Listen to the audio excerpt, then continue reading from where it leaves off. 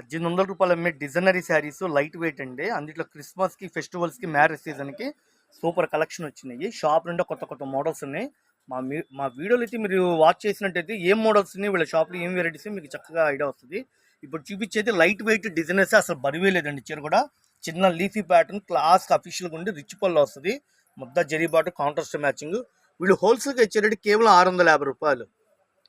సేల్స్కి కావాలండి, రీసేల్ కస్టమర్లో మేము సేల్స్ చేస్తామంటే షాపు విజిట్ చేయండి.